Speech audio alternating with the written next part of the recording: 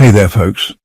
If you're enjoying these stories as much as I enjoy telling them, don't forget to follow the channel so you won't miss this video or any of the ones coming up. And, it really helps us out if you subscribe, like, and leave a comment. Thank you for your support. Unlocking the secrets of ancient Egypt, that's what we're here to do today. Let's start with one of Egypt's most iconic landmarks, the Pyramids of Giza. Perched on a plateau just a few kilometers from Cairo, the city of Giza is world famous thanks to these massive, awe-inspiring structures, the Pyramids of Khufu, Khafra, and Menkaure. The Great Pyramid of Khufu is aligned with the four cardinal points and originally stood at 137 meters high. Each side of its base is over 230 meters long, covering an area of 922 square meters. It's estimated to weigh around 5 million tons. Each limestone block used in its construction weighs about 2.5 tons on average. Built during Egypt's Old Kingdom in the 4th dynasty, around 2650 BC, the Great Pyramid is the largest in Egypt. For nearly 4,000 years it held the title of the tallest man-made structure on Earth. It's the only one of the original 7 wonders of the ancient world still standing. Even in the 19th century, scholars were amazed, believing they couldn't replicate its brilliance with the tools they had. Despite all the mystery and theories, at its core, the Great Pyramid is a tomb, one of the purest and most abstract artistic achievements ever built.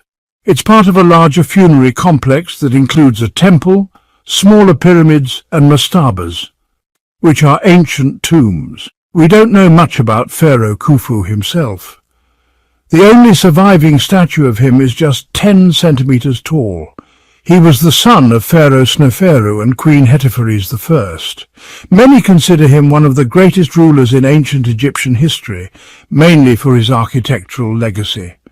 It took 20 years and around 20,000 workers to build the pyramid. The entrance is over 15 meters above ground and is protected by a system of large stone blocks to distribute weight. Interestingly, the entrance we use today was created in 820 AD by the Abbasid Caliph Al-Mamun, just meters below the original one. Originally, the pyramid was covered in smooth white limestone that shimmered in the sun, hiding its internal structure. Only a few of those casing stones remain at the base.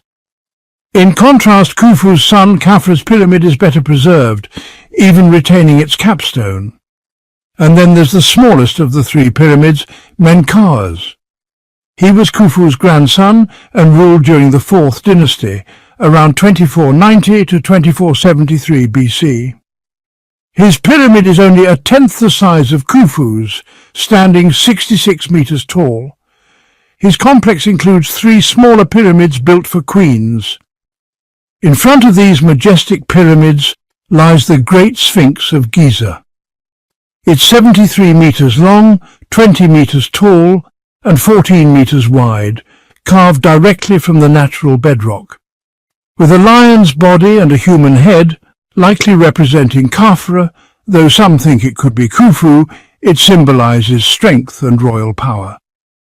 The famous quote attributed to Napoleon Bonaparte, "From the top of these pyramids, 40 centuries look down upon you," was said while standing before these incredible monuments.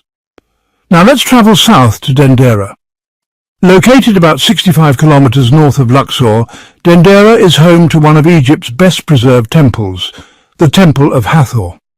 Construction began during the late Ptolemaic period and finished under Roman rule around 60 AD under Emperor Nero. Hathor was the goddess of love, beauty, music, motherhood, and joy. The Greeks equated her with Aphrodite and the Romans with Venus. Her temple covers 40,000 square meters and is, richly decorated. Unlike many other temples, Dendera doesn't have a traditional courtyard entrance. Instead, you enter directly into the hypostyle hall, where 18 massive columns are topped with Hathor's face and her sacred sistrum instrument. These columns represent the primordial marsh, the source of all life. The ceilings are covered with colourful astronomical scenes showing the journey of the sun and moon, the zodiac and lunar phases.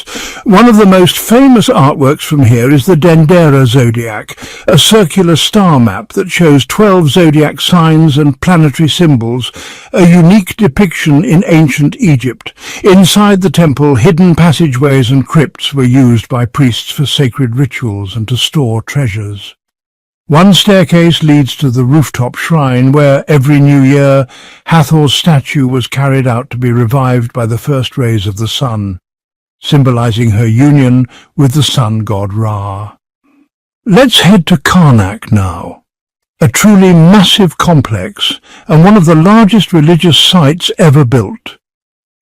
Located north of Luxor, Karnak spans 2 square kilometers and includes several temples dedicated to Amun-Ra and other gods. Visitors would arrive by boat, then walk up a processional way lined with ram-headed sphinxes. Inside you'll find a series of monumental pylons or gateways, including statues of pharaohs like Ramses II and Seti II. The most breathtaking part, the great hypostyle hall, with 134 towering columns up to 23 meters tall.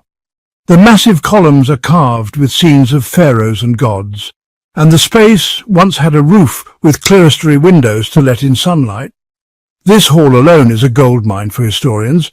Further inside is the sanctuary of Amun-Ra, built during the Greek era but on top of older temples. This is where the god statue was kept, and from where he was carried out during festivals. And finally, Luxor Temple, the jewel of Thebes. Built during the 18th and 19th dynasties, it was dedicated to Amun, his wife Mut, and their son Khonsu, the Theban triad. Luxor and Karnak were connected by a 2.5-kilometer-long avenue of sphinxes. Every year during the Opet festival, the statue of Amun was paraded from Karnak to Luxor to renew his power and bless the land. Ramses II added 6 colossal statues and 2 obelisks to the temple's entrance. One of these obelisks now stands in Paris's Place de la Concorde.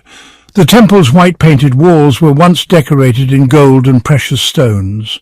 One obelisk, still standing today, weighs 230 tons and once had a gold and silver tip. Luxor Temple also contains scenes from the reigns of Tutankhamun and Horemheb. Inside you'll find wide courtyards, massive columns, sacred shrines, and rooms where offerings were made. The temple celebrates fertility, rebirth, and divine union, with every element designed to honor the mysteries of life and the eternal cycle of the Nile. Finally, I just want to thank you all for listening. If you enjoyed this journey, please follow the channel and keep an eye out for future videos. Don't forget to subscribe, like and comment. It really helps us out and, well, I hope